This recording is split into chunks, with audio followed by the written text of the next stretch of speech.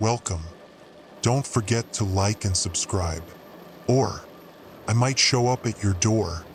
I'm just here to share some creepy stories, so sit back and enjoy. Disclaimer: the content presented in the video is purely for entertainment purposes only. The theories and stories discussed in this video are speculative and are not supported by any evidence or proof. Viewer discretion is advised.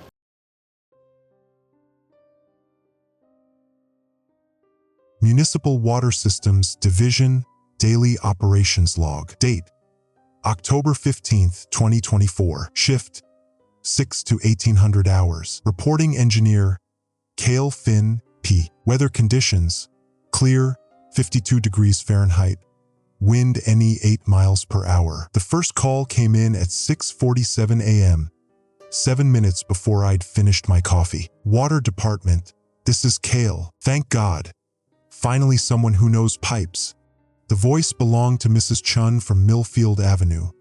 I recognized the slight accent, the way she pronounced pipes like pipes. I'd been to her duplex twice in 3 years, both times for legitimate issues. Good maintenance record, reliable tenant. The water, it's running in my walls again. I pulled up her service history on my terminal while cradling the phone against my shoulder. Again? Mrs. Chun, we replaced your main line connection 18 months ago. Are you seeing any leaks? Water stains on the walls or ceiling? No leaks, just the sound. Like someone left a faucet running full blast inside the wall behind my kitchen sink. Been going for 2 hours now. I made a note in the system. Possible pressure surge, thermal expansion in the lines, maybe a neighbor's new appliance cycling. Standard diagnostics. I can have someone out there by. It's not just me. Her voice dropped to that conspirative tone people use when they think they're going crazy but hope they're not. I called my neighbor Dorothy, and she's hearing it too. Different wall, same sound. That made me sit up straighter. Simultaneous phantom sounds usually meant system-wide pressure irregularities or air in the lines. I pulled up the neighborhood pressure readings from the night before. All normal. Flow rates normal. No reported breaks or maintenance in the Millfield distribution network. Mrs. Chun, I'm going to schedule you for this morning. Can you be there around 9? I'll be here. Just hurry, okay? It's driving my cats crazy. I logged the call and immediately pulled up the broader system alerts. Nothing. The Millfield trunk line was a 1987 replacement of the original 1923 installation. Solid PVC with copper service lines. No history of acoustic issues, good pressure regulation, minimal maintenance calls. The phone rang again at 6:52. Water department. Yeah, hi, this is Tom Kowalski on Elm Grove Terrace. I got water running somewhere in my house and I can't find where. Elm Grove Terrace. That was 12 blocks from Millfield, different pressure zone entirely. I checked the service map while he talked. Any visible leaks? Mr. Kowalski? That's just it, no water anywhere. Just the sound. Like a river running through my basement walls. But the basement's dry as a bone.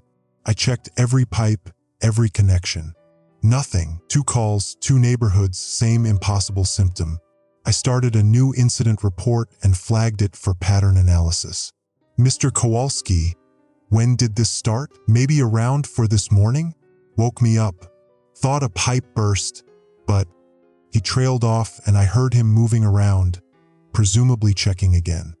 Look, I've lived in this house for 15 years. I know every sound it makes. This isn't right. I scheduled him for a 10:30 slot and immediately called Orvara. She picked up on the second ring, her dispatcher voice crisp even though I knew she'd been up since 5 a.m. coordinating the morning emergency services rotation. Ryan here. Orv, it's Cale. Are you getting any calls about phantom water sounds? People hearing water running but no leaks. Pause. I heard keyboard clicking. She was checking her incident logs. Actually, yeah. 3 so far this morning. I was about to call you. All different neighborhoods, all describing the same thing. Water sounds with no water. Same here. I've got 2 scheduled for field visits. What areas are you seeing? Millfield, Elm Grove, and Hold on. More typing. Riverside Park District. All residential. All started early this morning according to the callers. I pulled up the city map and marked the 3 areas she mentioned plus my 2 calls. No obvious pattern in terms of geography or water infrastructure. Different installation years, different pipe materials, different pressure zones. But all tied into the older parts of the distribution network, areas that had been developed in the 1920s and 1930s. Orv, I'm going to need the full address list. This might be bigger than isolated incidents. Already compiling it. Should I escalate to Jorik? Jorik Stone, our division director, was a good administrator but had a tendency to panic when faced with anything outside standard protocols. Not yet. Let me get some field data first. If this is what I think it might be, the phone rang again. Line 2. Hold on, Orv. I switched lines. Water department. Is this some kind of test? The voice was elderly, male, irritated. Because if you're testing the system, you should warn people first. Sir, what's your name and address? Harold Vance, 1247 Oakwood Circle. And I want to know why you've got water running full blast through pipes that haven't seen water in 30 years. My coffee went cold in my hand. Oakwood Circle was part of the Riverside development, built in 1924. But that section had been disconnected from the main system in 1994 when they ran new lines through the neighborhood. The old pipes were still there, sealed at both ends, completely isolated from any water source. Mr. Vance, you said pipes that haven't seen water in 30 years? That's right. This house was built with dual water systems, the original 1924 lines and the new connection they put in when I was young. The old pipes were capped and abandoned decades ago. But I'll be damned if it doesn't sound like Niagara Falls running through them right now. I switched back to Orvara. Orv, I need you to pull historical infrastructure maps for all the affected areas. Look for abandoned water lines, sealed systems, anything that was disconnected but left in place. What are you thinking? I'm thinking we might have a bigger problem than phantom sounds. I grabbed my field kit and headed for the door, but stopped when I heard something that made my skin crawl. In the distance, barely audible through the office walls, was the sound of water running. Our building had been constructed in 1963, well after the era of abandoned pipe systems.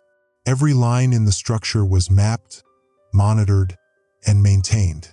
I knew because I'd personally overseen the last 3 maintenance cycles, but I could hear it clearly now, the distinct sound of high-pressure water flow, coming from somewhere inside the walls of the municipal services building. I walked slowly toward the sound, following it down the hallway toward the old section of the building.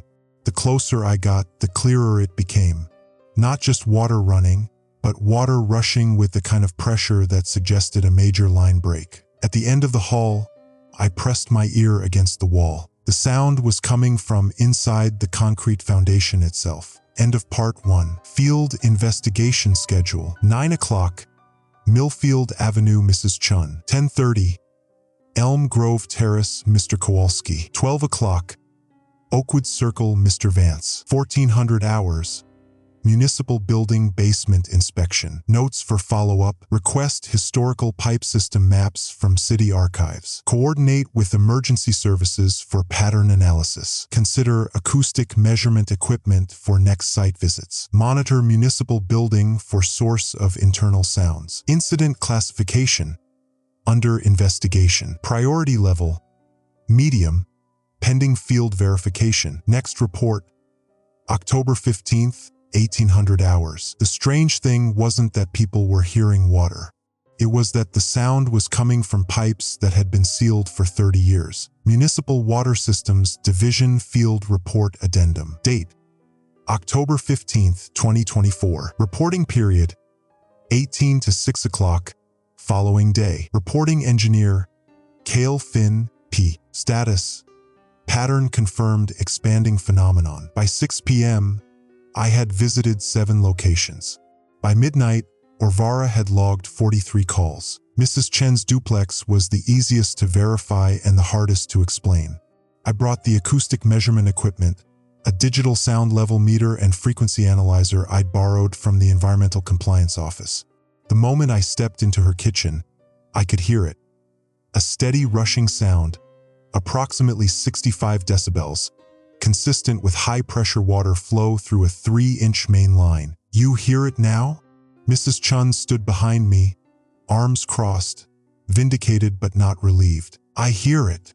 I pressed the meter against the wall behind her sink. The reading was clear, sound definitely present, frequency consistent with turbulent water flow. "Mrs. Chun, I need to ask you something specific. This wall, what's behind it?" "The Henderson's kitchen. Same layout as mine." "No, I mean in the wall itself. Do you know what pipes run through here?" She shrugged. "Just the kitchen water lines, I assume." I had pulled the building permits before my visit. The duplex was built in 1928, part of the original Millfield development. The current plumbing was installed in 1987 when they converted the building from single-family to duplex. But the original 1928 water service had never been removed, just disconnected and left in place when the new system was installed. The sound was coming from the abandoned pipes. I took measurements at 12 different points along the wall. The acoustic signature was consistent throughout, suggesting water flow through the entire length of the old line. Except the old line had been capped at the street connection in 1987 and sealed at the building connection point. No water source, no outlet, no possible flow. But the sound was real. Mr. Kowalski's house on Elm Grove presented the same impossible situation. His basement featured the original 1925 galvanized steel pipes running along the ceiling, painted over multiple times but clearly visible. The current copper supply lines ran along the opposite wall, installed in 1982 according to the permit records. "Put your ear right here," he said, pointing to a section of the old galvanized line. "Tell me that's not water." It was unmistakably water. Not just the sound of flow, but the specific acoustic signature of pressurized distribution, the kind of steady rush you hear in active trunk lines during peak demand periods. I measured 68 decibels at the pipe surface, dropping to 45 decibels 3 feet away. "Mr. Kowalski, these pipes haven't been connected to anything for over 40 years. I know that. You think I don't know that?" He gestured helplessly at the ceiling. "But listen to them." I did.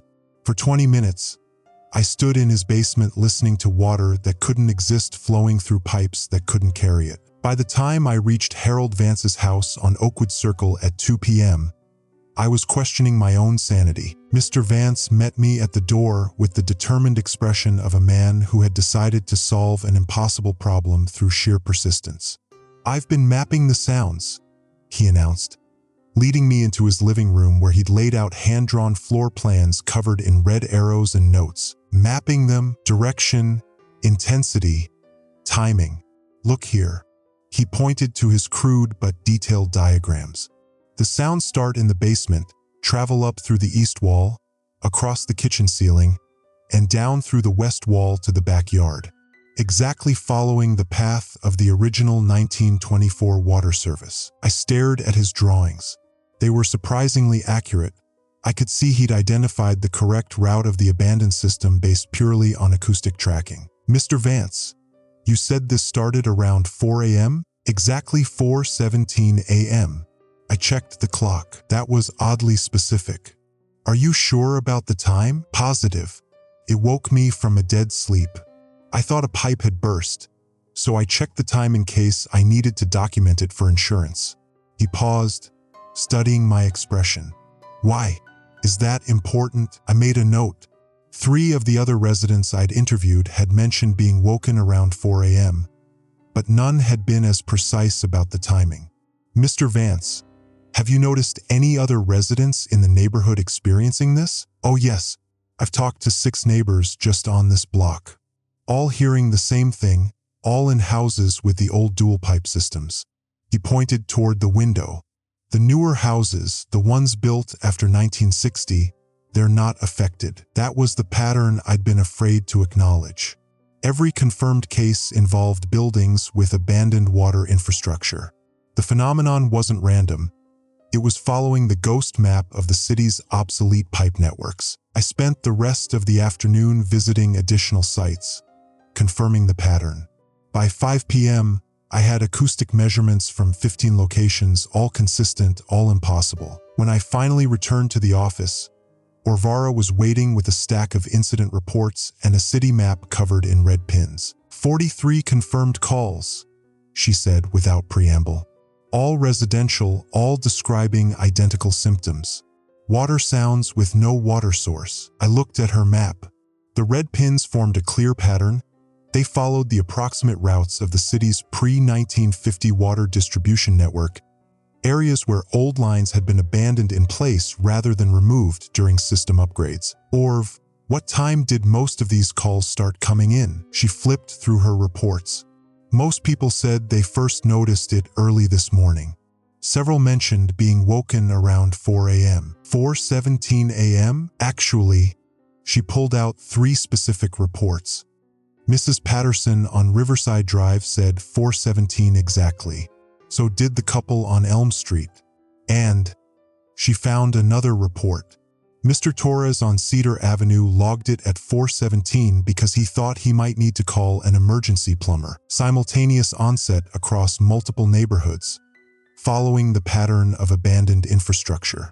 This wasn't a series of coincidental acoustic anomalies. This was something systematic, something that had activated throughout the old network at exactly the same moment. Kale, there's something else. Orvara's voice had that careful tone she used when she was about to deliver bad news. I've been getting calls from other cities. Columbus, Cincinnati, Cleveland, all reporting similar phenomena starting this morning. I felt something cold settle in my stomach. Similar how? Identical. Phantom water sounds in abandoned pipe systems, all starting around 4 a.m. local time. I stared at the map, at the pattern of red pins following the ghostly outline of old water mains. Whatever this was, it wasn't limited to our city. It was happening everywhere with old water infrastructure. I stayed at the office until nearly 11 p.m., cross-referencing historical maps with current incident reports. The correlation was perfect. Every call came from a location with abandoned water lines. No exceptions. When I finally drove home, I was exhausted but oddly wired, my mind running through possibilities and discarding them one by one. Acoustic resonance didn't work this way. Thermal expansion couldn't create these effects.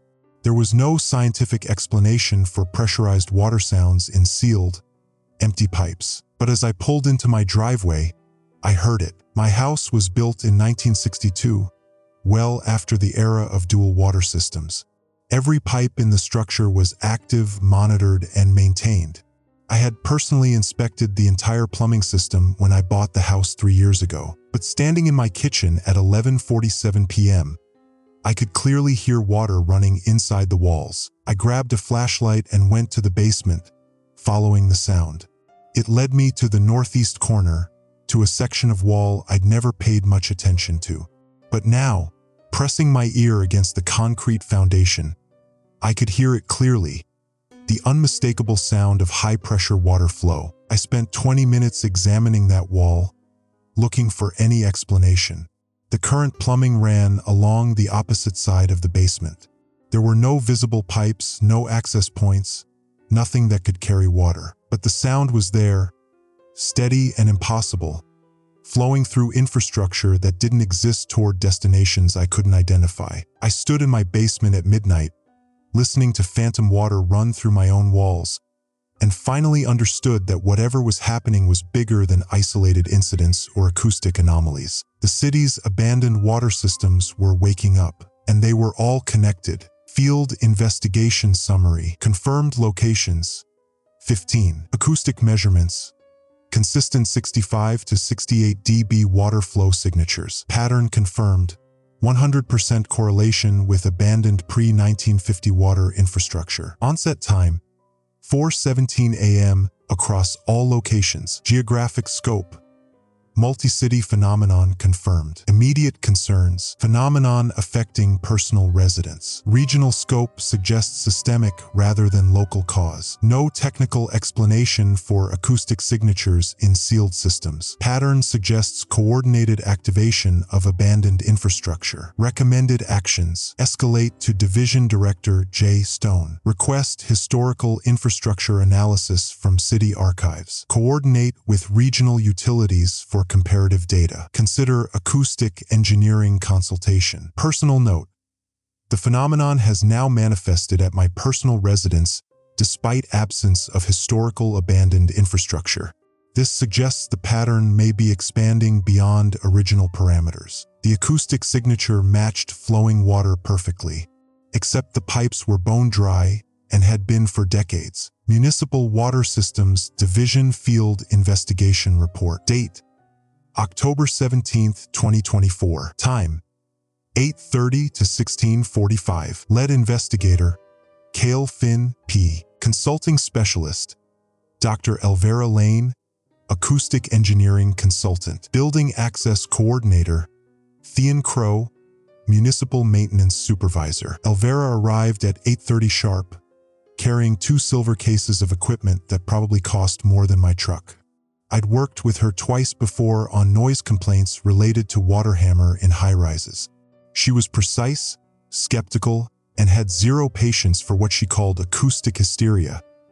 People hearing sounds that weren't there. So, she said, setting down her cases in the municipal building lobby, you've got half the city claiming they hear phantom water. My initial assessment is mass psychogenic illness triggered by seasonal pressure changes and possibly some low-frequency vibration from construction work. Maybe, I said, though yesterday's field work had convinced me otherwise. But I want you to hear what I'm hearing first. I led her down the hallway to where I'd first detected the sound 2 days ago. It was stronger now, more distinct. The rush of high-pressure water through what should have been solid concrete. Elvira tilted her head, listening. Her expression shifted from professional skepticism to focused attention.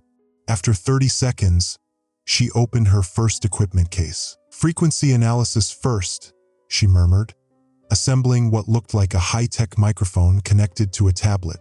If this is structural vibration or HVAC resonance, we'll see it in the spectrum. She held the device against the wall, watching the tablet screen as colored wavelengths danced across it. Her frown deepened. That's unusual. She moved the microphone to different positions along the wall. I'm getting clear acoustic signatures consistent with turbulent water flow, approximately 2.3 GPM based on frequency analysis. But, she tapped the tablet screen. The sound propagation doesn't match the architecture. It's like the audio is coming from inside the concrete matrix itself. Can concrete carry sound like that? Not this cleanly. Stone and concrete are terrible acoustic waveguides for complex frequencies. She packed up the first device and opened the second case. Let's try penetrating ultrasound. This will show us what's actually behind the wall. The ultrasound device looked like a modified medical scanner. Elvira ran it slowly along the wall while watching a small monitor that displayed grainy black and white images of the building's internal structure. Rebar grid, normal concrete density, electrical conduit here. She paused, adjusting the device settings. Wait, there's something else. On the monitor, I could see the ghostly outline of pipes running through the concrete. But according to the building plans I'd reviewed, no water lines should exist in this section. Those aren't on any blueprint I've seen, I said. They're old, pre-1950s based on the diameter and positioning. But Cale, she turned to look at me, her professional composure cracking slightly. They're empty, completely dry. No water, no air pressure, nothing. Just empty metal tubes sealed at both ends. But we could both hear it clearly, the unmistakable sound of water rushing through those empty pipes. Thean Crow met us at 10:15 in the basement of the municipal building. I'd worked with him for 3 years on various infrastructure projects, and he had an encyclopedic knowledge of the city's hidden systems.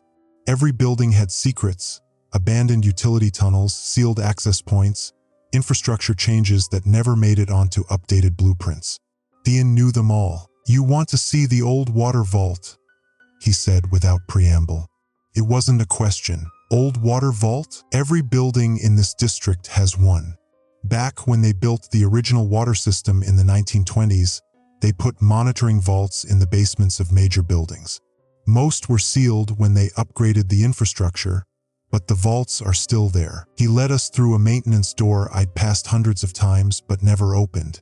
Beyond was a narrow corridor lined with pipes and electrical conduits, heading deeper into the building's foundation. "How do you know about this?" Elvira asked. Thean's expression was carefully neutral. "Part of the job. Building maintenance means knowing what's actually in the building, not just what's supposed to be there." The corridor ended at a heavy metal door marked with faded lettering, "Water Depth, Authorized Personnel Only, 1924. The lock had been cut recently. "Did you cut this?" I asked. "Yesterday, after you mentioned the sounds." Thean pushed the door open. "Thought you might want to see what's down here." The room beyond was larger than I'd expected, maybe 15 by 20 feet, with concrete walls lined with pipes, gauges, and valves that belonged in a museum. Everything was bone dry, covered in decades of dust. But the sound of running water was overwhelming. Elvira immediately began setting up her equipment. "This is impossible," she muttered, moving from pipe to pipe with her acoustic analyzer. "Every single line is reading turbulent flow signatures, but they're completely dry. Look at this dust. These pipes haven't carried water in decades." I examined the valve markings while she worked. "These connect to the old distribution network," I said, reading the faded brass plates. "Millfield Trunk, Elm Grove Secondary, Riverside Park, Maine. All the areas where people are reporting the sounds." "Kale." Elvira's voice was tight. "You need to see this." She'd connected her equipment to what looked like the main distribution gauge, a brass instrument the size of a dinner plate with multiple needle indicators.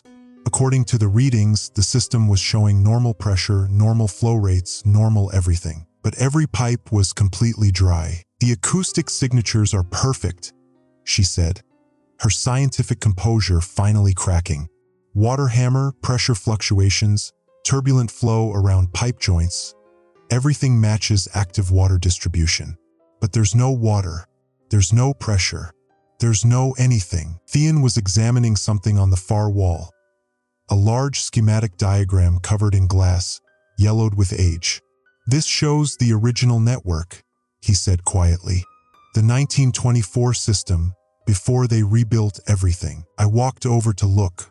The diagram showed a much more extensive water network than the current system, with trunk lines running under streets that had been torn up and rerouted decades ago. At the center of the diagram was a large reservoir marked Riverside Park Reservoir, Primary Distribution. "There's no reservoir in Riverside Park," I said. "Not anymore." Thean's voice was carefully controlled.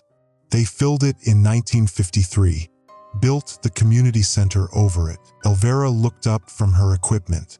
"Filled it in why?" Thean was quiet for a long moment. Then, "Structural failure. The whole thing collapsed during a heavy rain season. Flooded half the district before they could pump it out." "Was anyone hurt?" I asked. 17 people drowned." His voice was barely above a whisper. "Mostly children who were playing in the area when it happened. The city sealed all the records, paid out settlements, and pretended it never existed." I stared at the diagram, understanding beginning to form like ice in my stomach. "Thean, how do you know this?" He turned away from the schematic. "Because my great-grandfather designed the reservoir. And my grandfather was one of the kids who drowned." The sound of rushing water seemed to grow louder in the silence that followed, echoing through pipes that had been dry for 70 years, carrying the memory of water that had killed 17 people and then disappeared from all official records. Elvira's equipment suddenly started screaming, alarms and alerts as every sensor registered impossible readings simultaneously. On her tablet, the acoustic signature showed water flow rates that would have burst every pipe in the room. but everything remained completely, impossibly dry. Technical analysis summary. Acoustic signatures consistent with active water distribution in sealed, dry pipes. Ultrasound confirms empty pipe systems throughout affected buildings. Historical connection to 1924 water network and 1953 reservoir collapse. Pattern suggests phenomenon follows original infrastructure layout. Personal notes. The sound is getting stronger. It's not just phantom noise anymore. It's like the pipes remember what they used to carry. Alvera's equipment is reading impossible data, but the readings are consistent across all affected areas. Thean knows more than he's telling us. His family connection to the original disaster explains his knowledge, but not why he's been keeping such detailed records of abandoned infrastructure. Need to visit the Riverside Park Community Center tomorrow. If the phenomenon is connected to the old reservoir, that's where we'll find answers, or where it will find us. Next, investigation priorities. Historical records search. 1953 reservoir collapse incident. Ground-penetrating radar survey of Riverside Park Community Center. Acoustic mapping of all buildings connected to original 1924 network. Interview with city archives about sealed disaster records. Equipment needed. Portable acoustic analysis suite. Ground-penetrating radar unit. Historical surveying equipment. Emergency communication gear. Personal concern. The sounds are following me home now. I can hear them in my apartment walls, which connect to the Millfield trunk line. Whatever this is, it's spreading. The sound wasn't coming through the pipes. It was coming from inside the concrete itself. Municipal Water Systems Division Emergency Operations Log. Date: October 18, 2024. Shift: 4 to 2000 hours. Extended emergency hours. ***. Reporting engineer, Cale Finn, P. Weather conditions, overcast, 47 degrees Fahrenheit, rain intermittent. City status, municipal emergency declared, 14:30. The calls stopped being individual problems at 4:17 a.m. That's when Orvara's emergency line lit up like a Christmas tree, 37 calls in 12 minutes, all reporting the same thing. Water sounds, everywhere, loud enough to wake people from dead sleep, impossible to ignore, coming from every wall in houses that hadn't seen a drop of flow in their abandoned systems since before some of the callers were born. I'd been awake anyway, haven't slept properly since Tuesday night when this started. Every time I close my eyes, I hear that rushing sound in the municipal building's foundation, and my brain keeps trying to solve a problem that violates everything I know about fluid dynamics. Cale, you need to get down here. Orvara's voice crackled through my phone, strain bleeding through her professional composure. It's not just the old neighborhoods anymore. I pulled on yesterday's clothes and drove through empty streets toward the emergency services building. Even at 4:30 a.m., I could see lights on in houses that should have been dark. People standing in their yards, some with their ears pressed against exterior walls, others pacing like caged animals. Mrs. Patterson from Crescent Drive was standing in her driveway in a bathrobe and rain boots, crying. I slowed down as I passed, rolled down my window. "Mrs. Patterson?" "It's Cale Finn from the water department. Are you all right?" She looked at me with eyes that hadn't seen sleep. "It won't stop. The sound won't stop. It's in every room of my house, the walls, the floors, even the ceiling in my bedroom. Like the whole house is full of rushing water, but everything's dry." "When did it start for you?" "An hour ago. Just all at once. Like someone opened a fire hydrant inside my walls." She pressed her hands against her ears. "I can still hear it out here. Can you hear it?" I listened. At first, nothing but the distant hum of the city's early morning delivery trucks, the water treatment plant's circulation pumps, the electrical grid's 60-cycle whisper. Then, underneath it all, so faint I might have imagined it, the sound of water moving through pipes that didn't exist. "Jesus!" I whispered. Orvara was waiting for me in the Emergency Operations Center, surrounded by dispatch boards that looked like a New Year's Eve fireworks display. Every line active, every screen scrolling with incoming reports. It hit 30% of the city simultaneously, she said without preamble.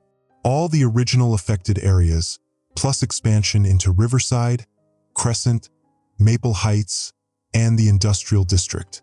That's 43,000 residents. Kale. I stared at the digital map on her main screen. Red dots marked each reported address, clustering around the older sections of the city but spreading outward in a pattern that made no sense from an infrastructure standpoint. Any commonalities? Pipe age, installation date, material type. That's what's terrifying. The new reports are coming from areas with completely modern systems. PVC installed in the 1990s, some as recent as 2015. No abandoned lines, no historical connections to the old network. She handed me a printout. But look at this. The list of addresses formed a rough geographic progression. The original reports clustered around the 1920s developments, but the new ones radiated outward following street patterns. I said, understanding hitting me like cold water. They're following the street grid, not the pipe network, the roads themselves. It gets worse. Varvara pulled up another screen. We've had 14 calls about people leaving their houses to follow the sound.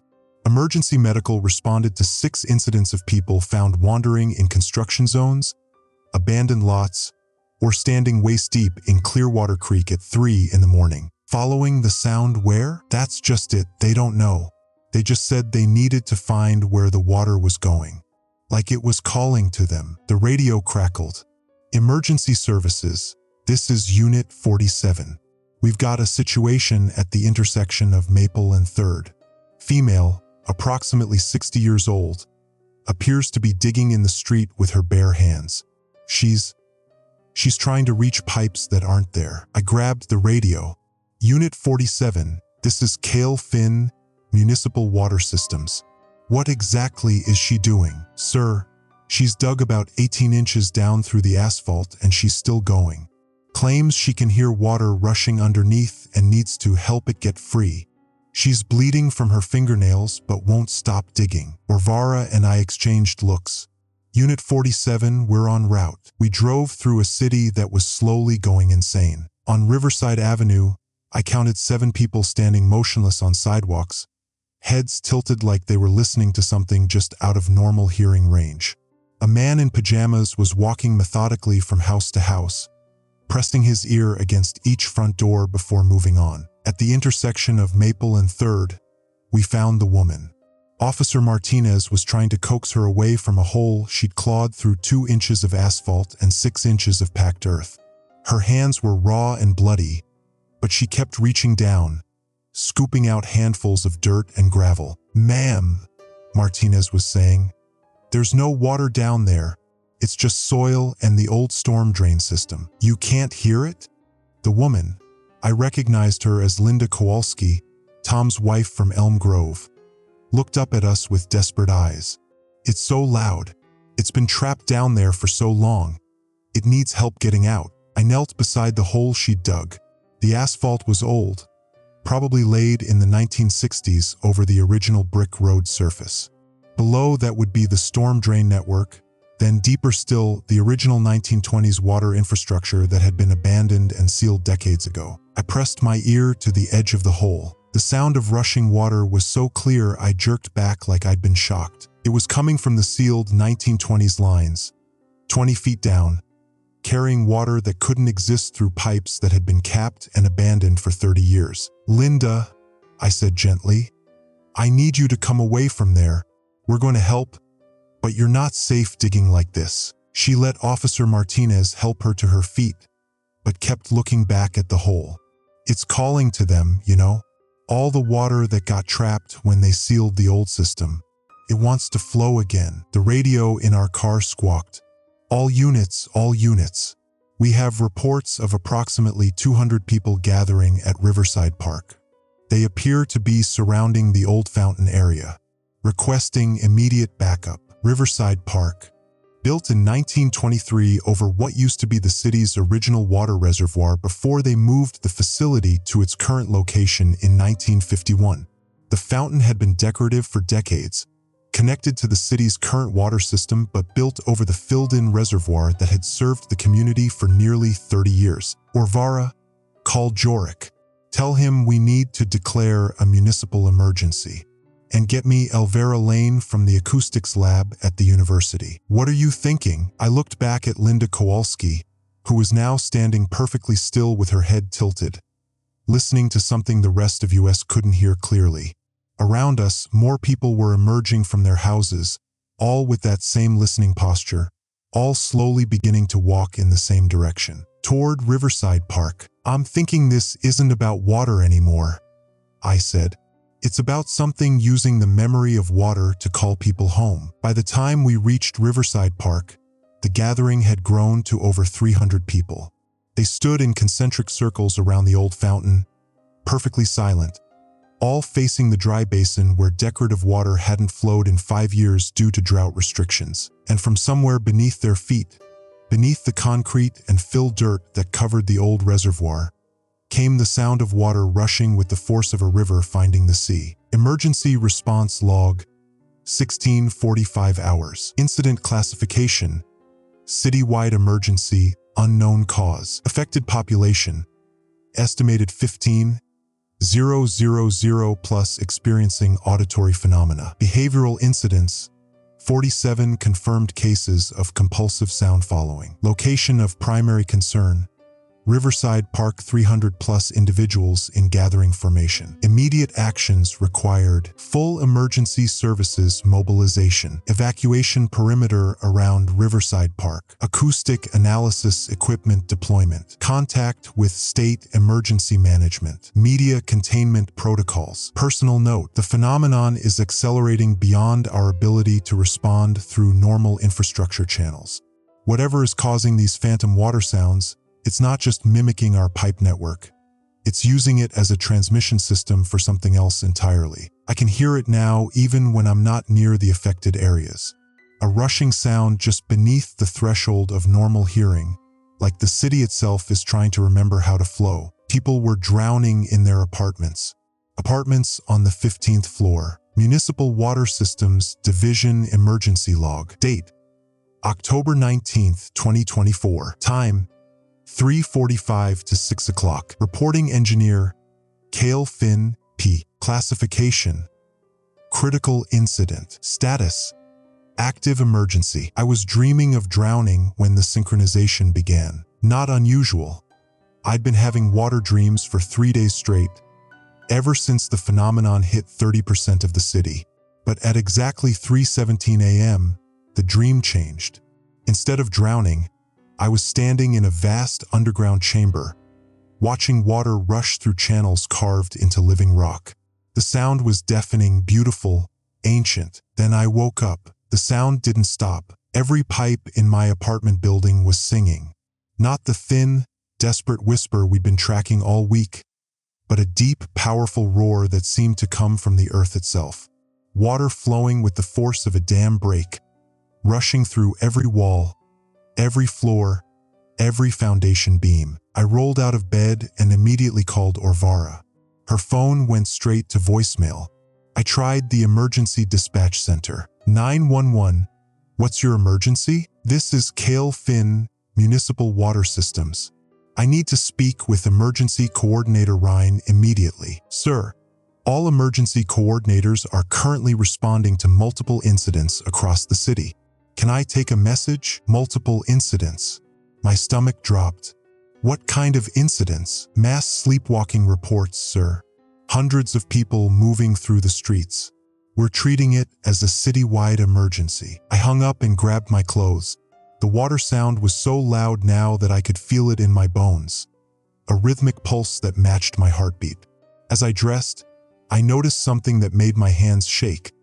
The sound wasn't random anymore. It had a pattern, a destination. It was calling. I drove toward the municipal building, but the streets were chaos. People everywhere, all moving in the same general direction. Not running, not panicking, just walking with the focused determination of sleepwalkers. They wore pajamas, bathrobes, some were barefoot. Their eyes were open but unfocused, and they all moved to the rhythm of the water sound. I recognized faces. Mrs. Chun from Millfield Avenue, wearing a pink nightgown and house slippers, walking steadily down the center of 4th Street. Tom Kowalski from Elm Grove, still in boxer shorts and a t-shirt, carrying a flashlight he wasn't using. Dozens of others I'd visited during the week, all part of the same slow-motion procession. I tried to stop Mrs. Chun. Mrs. Chun, it's Kale, from Water Services. She looked right through me and kept walking. My radio crackled. All units, all units. This is Incident Command. We have approximately 800 individuals converging on the Riverside Park area. Repeat, 800 people moving toward Old Reservoir site. Request all available personnel for crowd control and medical standby. Old Reservoir. The site Thean had mentioned on our first day investigating, the original 1923 water source that had been filled in and turned into parkland in the 1950s. I'd driven past it 1,000 times without thinking about it. Just a hill with some old oak trees and a bronze plaque commemorating the city's first great engineering achievement. I abandoned my car 6 blocks from the park and followed the crowd on foot. The water sound was overwhelming now, so loud that normal conversation was impossible. But the sleepwalkers seemed to hear it perfectly. They moved in perfect synchronization, like a school of fish following an invisible current. At the park's edge, I saw Elvira. She was awake, alert, holding some kind of acoustic measurement device and looking absolutely terrified. "Kale!" She had to shout to be heard. "The resonance frequency. It's off the charts. This is impossible. What's happening to them? They're following the sound signature to its source. It's like acoustic sonar. The sound is bouncing off the old reservoir structure underground and creating a navigational beacon." I looked at the crowd gathering on the hill. They weren't just standing there. They were kneeling and then lying down, pressing their ears to the ground, listening. And then, impossibly, they began to dig with their bare hands. "Jesus Christ," I breathed. "They're trying to reach the old reservoir." Elvira's equipment was screaming with readings. "Kale, the acoustic signature, it's not just phantom sound anymore. It's actual water. Massive amounts of water flowing through the original 1923 pipe system. That's impossible. Those pipes were filled with concrete when they built the park. The concrete is resonating. The sound is activating some kind of sympathetic vibration in the fill material. It's behaving like a liquid." On the hill, 800 people were digging steadily, methodically, their hands bloody from clawing at earth and concrete. They worked in perfect coordination, as if following a shared blueprint. The hole was already 3 feet deep and growing. I tried to call Orvara again. This time she answered. "Kale?" Her voice was strange, distant. "I can hear it. The water. It's so beautiful." "Orv, where are you?" "I'm coming to help them dig. We have to reach the water, Kale. It's been waiting so long." The line went dead. I ran toward the hill, pushing through the crowd of observers. Police, emergency responders, city officials, all standing paralyzed by the magnitude of what they were witnessing. I found Thean near the base of the hill, staring up at the diggers with an expression of absolute terror. "You knew," I said. "You knew this would happen." He turned to me, and I saw tears streaming down his face. "My family died in that reservoir," he said. 1923. Structural collapse during the dedication ceremony. 43 people drowned, including my great-grandfather and his 2 sons. What does that have to do with? They never recovered all the bodies, Kale. The city just sealed the whole thing up, filled it with concrete and built a park on top. Told everyone it was an engineering decision, but it was a cover-up. The acoustic signature of that much water, that much death, it never went away. It just got trapped. On the hill, the diggers had reached some kind of concrete barrier. Instead of stopping, they began to pound on it with their fists. The sound they produced was rhythmic, coordinated like a massive drum circle. And underneath it, growing stronger, was the roar of rushing water. "The sympathetic resonance," Elvira said, appearing beside us. "The concrete is liquefying at the molecular level. They're going to break through." "Break through to what?" I demanded. Theon's voice was barely a whisper. To the water that's been waiting 91 years to be free. The concrete cracked. The sound that emerged wasn't just audio. It was a physical force that knocked me to my knees.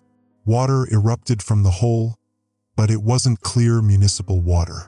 It was dark, ancient, carrying with it the mineral taste of deep earth and something else. Something that had been waiting in the darkness for nearly a century. The sleepwalkers didn't run. They stood in the rushing water, arms raised, faces turned toward the sky, letting the impossible flow wash over them. Some of them laughed. Some of them wept. All of them looked more alive than they had in days. But the water kept coming. More than any buried reservoir could hold. More than any natural spring could produce. It flowed down the hill toward the city center, carrying with it the sound that had started everything. The phantom rush of water through pipes that weren't supposed to exist. I grabbed my radio. This is Cale Finn, Municipal Water Systems. We have a major infrastructure breach at Old Reservoir Park.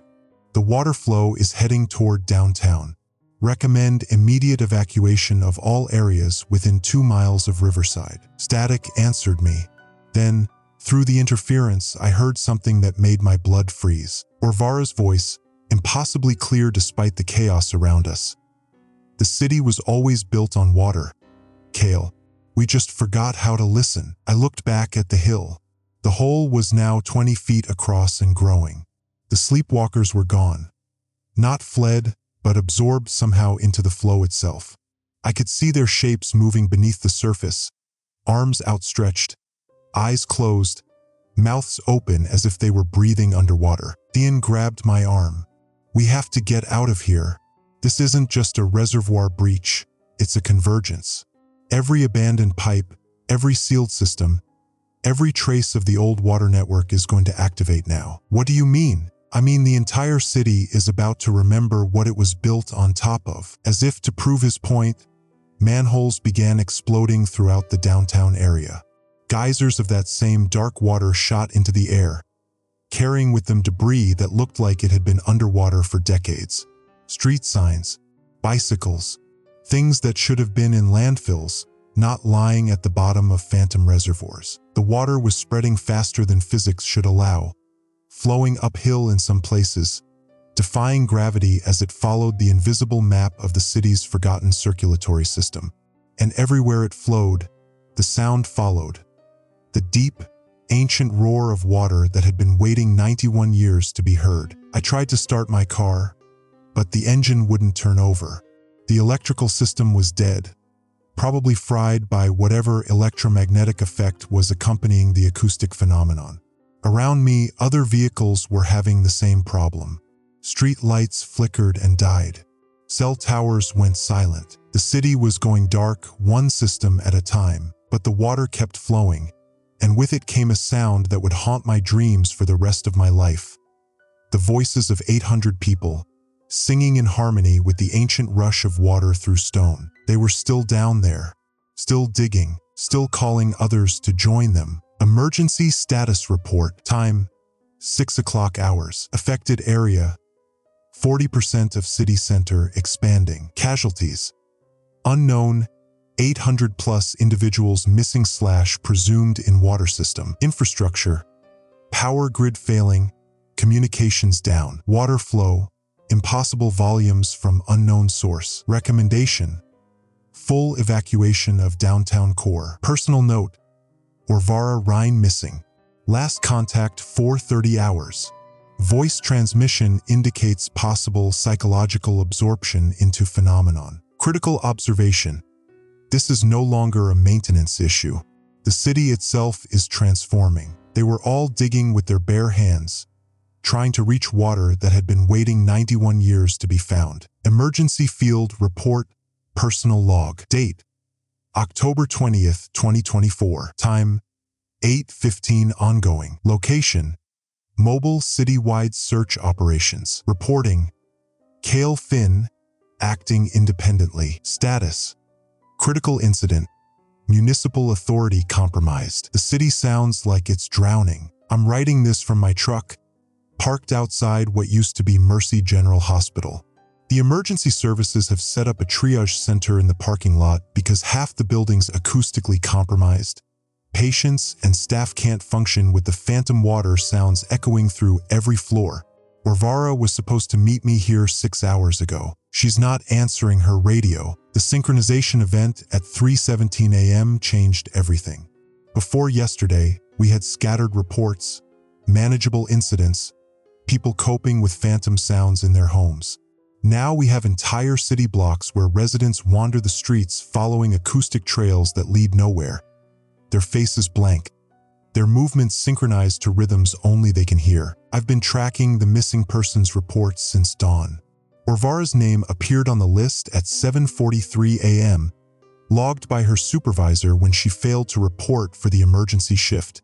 Last known location: responding to a mass gathering incident at Riverside Park, the old reservoir site. That's where I'm heading next, but first I need to understand what Thean knew. I found him 3 hours ago in the basement of the Meridian building, surrounded by acoustic equipment that definitely wasn't part of his standard maintenance kit.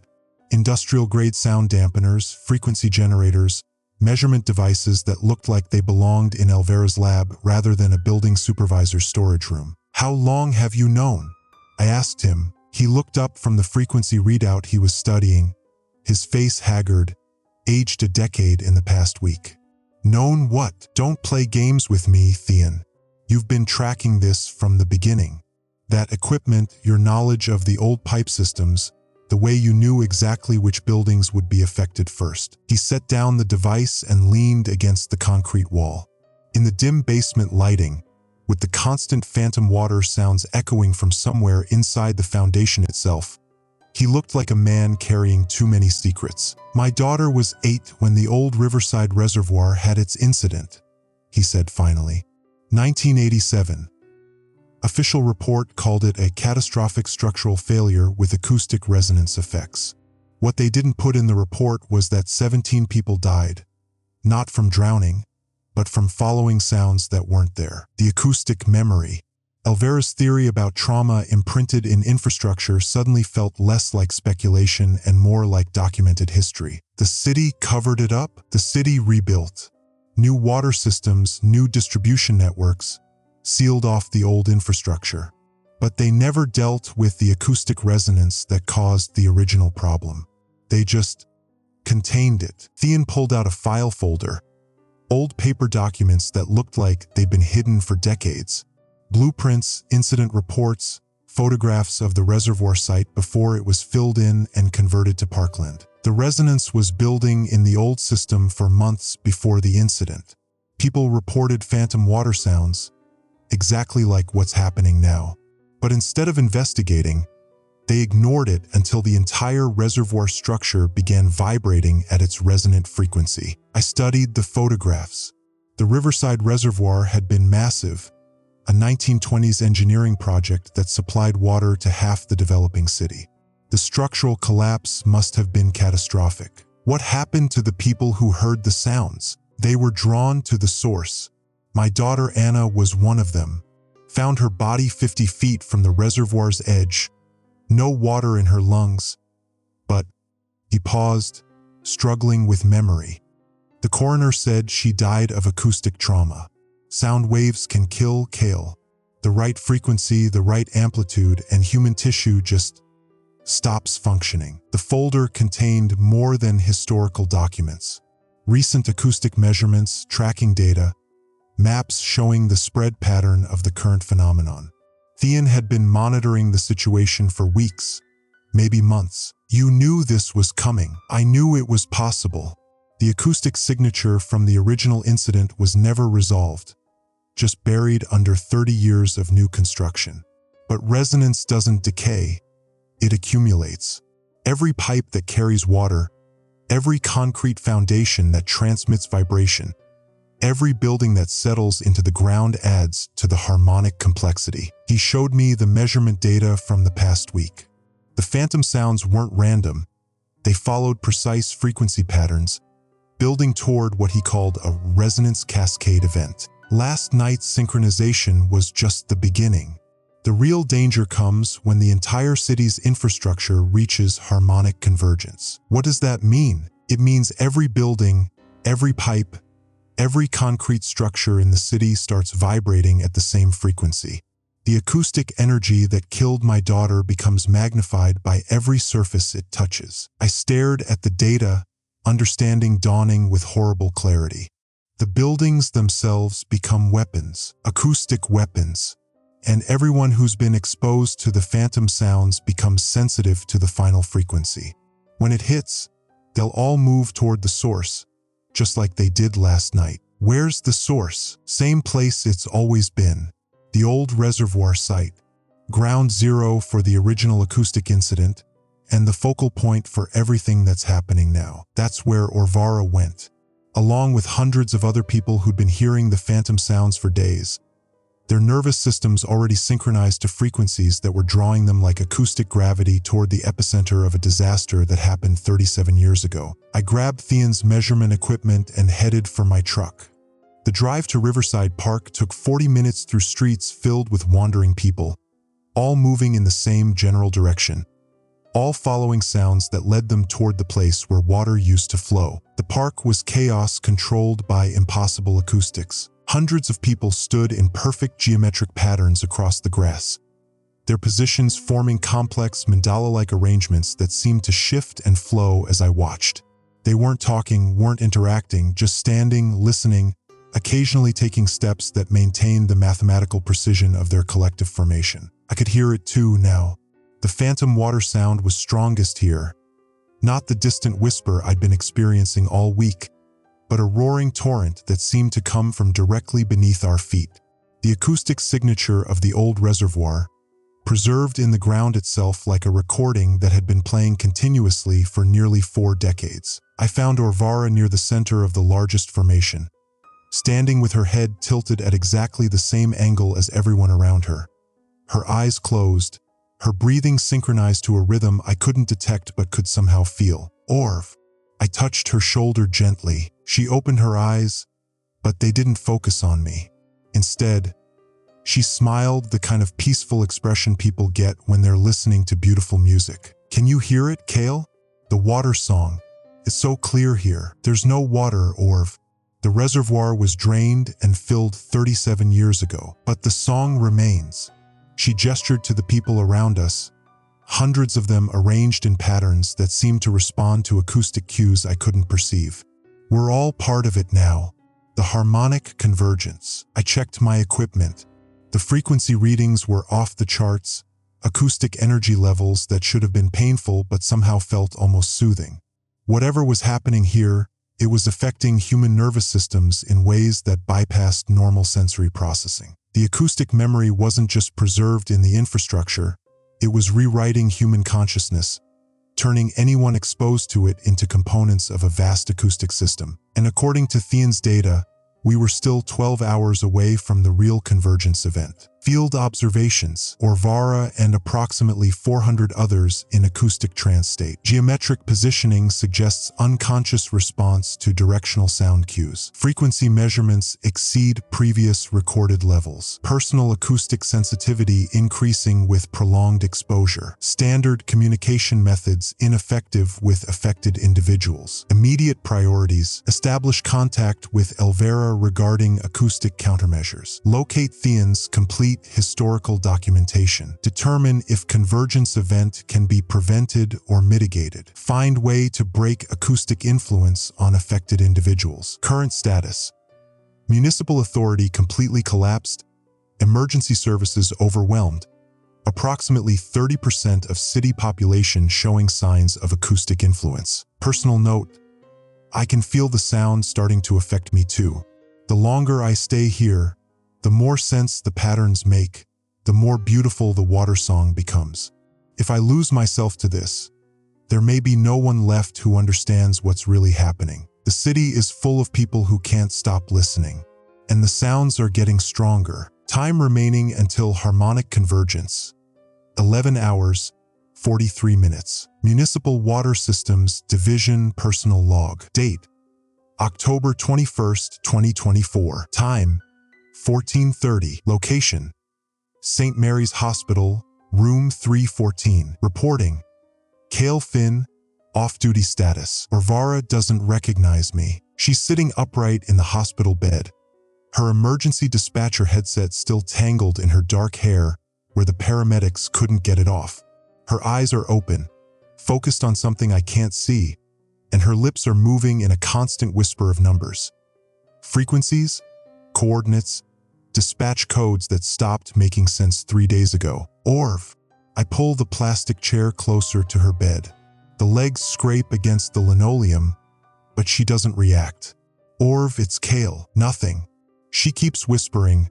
Frequency modulation 847.2 Hz. Resonance cascade in building foundations.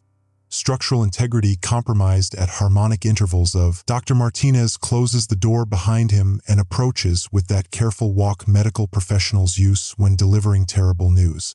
Mr. Finn, we've completed the neurological assessment. I don't want to hear this, but I force myself to listen. Varvara's hand is ice cold when I take it. She doesn't squeeze back. The acoustic trauma is unlike anything we've documented, Martinez continues.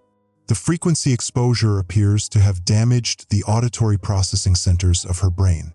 She's experiencing constant auditory hallucinations. Phantom sounds so intense they're overwhelming her cognitive function. Will she recover? He doesn't answer immediately, which is answer enough. We're treating the symptoms, but without understanding the exact frequency patterns that caused this. He trails off, glancing at the window where the city sprawls below us, half empty now after yesterday's mass evacuation attempt. Mr. Finn, there are 43 other patients in this hospital with similar symptoms. All emergency responders who were exposed during the synchronization event. 43. I think of all the dispatch calls Varvara coordinated, all the time she stayed on the line with terrified residents while the sounds grew stronger. She kept working even when her own apartment started resonating. She kept everyone connected until the very end. Can I have a moment alone with her? Martinez nods and leaves. I sit there holding Varvara's hand while she recites technical specifications for equipment that doesn't exist, frequencies that shouldn't be possible, emergency protocols for a crisis we can't solve. My phone buzzes. Text from Elvira. Need to see you immediately. Basement lab, building sciences. Bring acoustic measurement gear. Critical discovery. I kiss Varvara's forehead before I leave. She smells like hospital disinfectant and that ozone scent that follows electrical storms. I'm going to fix this, I whisper. I promise. 1545. University Building Sciences Laboratory. Elvira looks like she hasn't slept in days, which is probably accurate. Her usually perfect professional appearance is replaced by coffee-stained clothes and wild hair. The basement laboratory is filled with acoustic equipment I don't recognize. Some of it cobbled together from multiple devices, cables running everywhere like electronic spaghetti. Cale, thank God. She doesn't look up from a computer display showing waveform analysis. I've been running calculations since the synchronization event. The acoustic phenomenon, it's not just growing stronger. What do you mean? She points to a three-dimensional model on her largest monitor. The city is represented as a wireframe, with red pulsing areas showing acoustic activity. The resonance is building toward a critical frequency. Based on the progression rate and the structural composition of affected buildings, I calculate we have maybe 18 hours before catastrophic failure. What kind of failure? Sympathetic resonance collapse. The sounds have reached a point where they're causing harmonic vibrations in building foundations. If the frequency hits the resonant frequency of concrete and steel, she manipulates the model, showing buildings beginning to oscillate. The entire downtown core could collapse simultaneously. The model shows a domino effect, one building failure triggering resonance cascade in neighboring structures, spreading outward like ripples in a pond. Except instead of water, it's the destruction of everything we've built. How many people? If it happens during business hours, potentially 50,000 casualties. Even with the partial evacuation, there are still essential services personnel, hospital patients, people who couldn't or wouldn't leave. My phone rings. Theon's name on the display. I'd been avoiding his calls since the synchronization event, still angry about his secrecy, but right now I need every piece of information available. Theon, Kale, we need to talk. I know you're angry, but there's something about the reservoir I never told anyone. Something that might explain why this is happening. I'm at the university with Elvira, building science's basement lab. I'll be there in 20 minutes. And Kale, bring whatever recording equipment you have. What I'm about to tell you, it needs to be documented. 16:15, Theon's confession. Theon arrives looking older than I've ever seen him, carrying a weathered leather portfolio that looks like it's been hidden for decades. His maintenance supervisor uniform is replaced with clothes that belong to someone's grandfather. Formal wear from another era. Before I say anything, he begins, setting the portfolio on Elvira's equipment table. You need to understand that I've been carrying this secret for 32 years, every day since the night my father died. Elvira stops her calculations. I set my phone to record the Roosevelt Reservoir disaster in 1992. Official records say it was a construction accident. Unstable soil, foundation collapse, 3 workers killed including my father. Theon opens the portfolio, revealing yellowed newspaper clippings, hand-drawn architectural plans, and photographs. That's not what happened. He spreads out the papers. The photographs show the reservoir construction site, but something's wrong with them.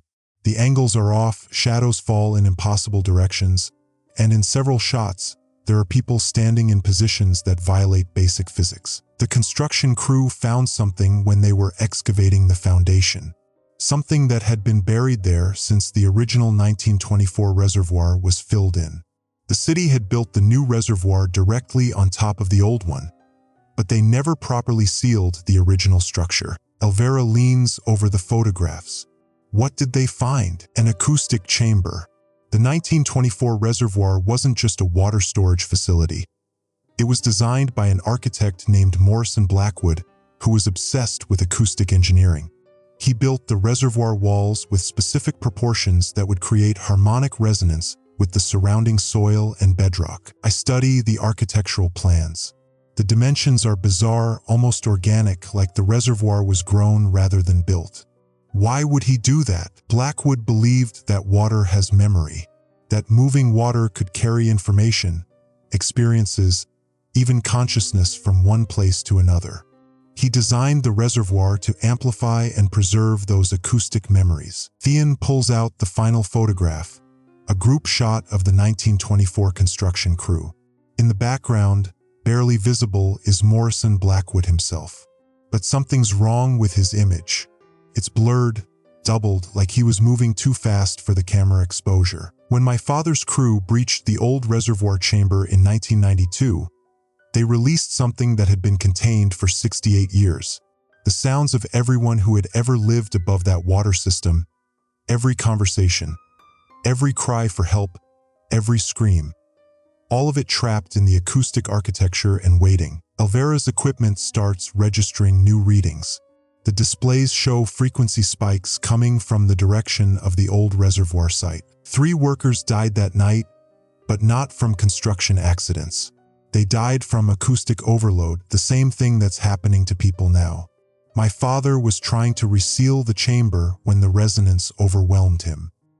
His last words were about the sound of drowning, even though there was no water. I look at the recordings from Orvara's headset, the technical specifications she'd been whispering.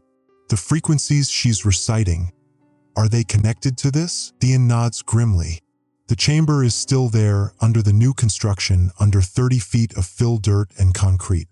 And it's been building acoustic pressure for 32 years. The synchronization event was just the beginning. The real resonance hasn't started yet. My phone buzzes with an emergency alert. Structural engineers report harmonic vibrations in downtown foundations.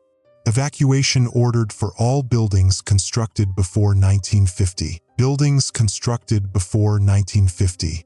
The era when Morrison Blackwood's acoustic theories were still being used in city planning. Theon, I say, though I already know the answer will destroy what's left of my hope, Is there a way to stop this? He closes the portfolio, but not before I see one final document. A city planning map from 1924 showing not just the reservoir, but an entire network of acoustic chambers distributed throughout what would become the downtown core. There's a way, he says, but it requires going back into the original chamber. And no one who's entered that space has ever come out sane. Outside, the city's emergency sirens begin to wail, but underneath their mechanical cry, I can hear something else. The sound of water rushing through spaces where water cannot exist, growing stronger with each passing minute. Orvara was right to keep working until the end. Someone has to stay connected, has to keep the lines of communication open, even when the lines lead to places that shouldn't exist. I just never thought it would have to be me. Critical status update. Orvara hospitalized with permanent acoustic trauma. 43 emergency responders similarly affected. Structural failure imminent within 18 hours. Potential casualties 50,000 plus. Source identified. Morrison Blackwood Acoustic Chamber System, 1924. Access required to original reservoir chamber. Survival probability for chamber entry, unknown. Personal note: the city is drowning in sounds that don't exist. But maybe that's wrong. Maybe the sounds are the only things that do exist, and everything else, the buildings, the people, the life we built on top of buried chambers, maybe we're the illusion. The city itself was becoming a resonance chamber, and we were all trapped inside. Personal audio log. Cale Finn. Date: October 23, 2024. Time: 14:32. Location: temporary field station, Riverside Memorial Park. Equipment status: portable recorder, battery 67%. I'm recording this while Elvira runs the final calculations. If we're right about what we've discovered, then everything we thought we knew about this city, about what happened 8 days ago, about what's still happening, it's all connected to something that should have been impossible. Elvira's acoustic analysis came back this morning. The sound signatures we've been tracking don't match flowing water. They match the acoustic profile of a catastrophic structural failure, specifically the collapse of a reinforced concrete dam under extreme pressure. But here's the thing that made my hands shake when I read her report. The failure signature dates to March 15, 1923. 101 years ago. Cale. Elvira's voice cuts through my recording. She's standing over her equipment array, and her face has gone pale. You need to see this. I stop the recording and walk over to where she's got her spectrum analyzer displaying a three-dimensional acoustic map of the affected areas. The display shows sound propagation patterns throughout the city, with intensity levels color-coded from blue to red. Tell me what I'm looking at. This is the current audio map of the phenomenon. She points to the screen where red zones cluster around the old neighborhoods. But watch what happens when I overlay the historical city infrastructure from 1923. She presses a key, and suddenly the acoustic map makes perfect sense. The red zones align exactly with the path of the original Riverside Reservoir water system, the system that was destroyed in the dam collapse of 1923. The sounds aren't coming from the current pipes, she says quietly. They're coming from the ghost of the old system. The acoustic signature of the dam failure is somehow imprinted in the building materials themselves. I stare at the screen, feeling pieces click into place. Thean would know about this. His grandfather worked on the original reservoir project. Where is he now? Orvara said he's been spending time at the old maintenance tunnels under the memorial park, the ones that connected to the original pump house. Elvira starts packing her equipment. We need to talk to him. If the sounds are acoustic fossils from the dam collapse, then there has to be an epicenter, a point where the original acoustic trauma was strongest. 20 minutes later, we're standing at the entrance to the maintenance tunnel system. The memorial park was built over the original reservoir site in 1925, but the underground infrastructure was never completely removed. Thean's maintenance keys give us access to areas that have been sealed since the 1980s. Thean, I call into the darkness. It's Cale. We need to talk. His voice echoes back from somewhere deeper in the tunnel. Down here. Follow the main corridor. We descend into the bowels of the city, our flashlights cutting through air that tastes of concrete, dust, and decades of neglect. The tunnel system is extensive, more extensive than any of the current city maps show. This is infrastructure from another era, built with different priorities and different materials. We find Theon in what must have been the original pump control room. He's sitting on a concrete bench, surrounded by decades-old gauges and pipes that connect to nothing. In the beam of my flashlight, he looks older than his 63 years. "You figured it out," he says without looking up. "About the acoustic signatures. Theon, we need to know what really happened in 1923. He's quiet for a long moment, then starts talking in a voice barely above a whisper. "My grandfather was the night supervisor at the reservoir. March 15th, 1923 was supposed to be a routine maintenance check.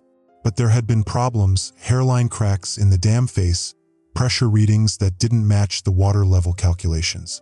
The city engineer said it was fine, that concrete settles, that the readings were within acceptable tolerances." Elvira sets up her recording equipment, and I can see her acoustic sensors picking up something even in this deep, supposedly isolated chamber. "Grandpa was doing his midnight rounds when he heard it first. A sound like the concrete was screaming. He said later that he knew immediately what it meant, but there wasn't time to warn anyone. The dam face failed catastrophically at 12:47 a.m. "How many people died?" Ask. "Officially, 17. Unofficially, the low-income neighborhoods downstream weren't well documented. Could have been 50, could have been more. The city rebuilt quickly, quietly. New reservoir, new water system, new memorial park. But they left the old pump infrastructure in place because it was cheaper than removing it." Theon finally looks up at us. "What they didn't know, what nobody could have known, is that trauma leaves traces. Acoustic trauma especially. The sound of that dam failing, of millions of gallons of water smashing through concrete and steel and wood and..." He swallows hard. "And people. That sound got absorbed into every piece of infrastructure in the impact zone." Elvira's equipment is going crazy now, sensors spiking across multiple frequency ranges. "The concrete itself is resonating," she says. "It's like the building materials are trying to reproduce the original sound." "But why now?" Ask.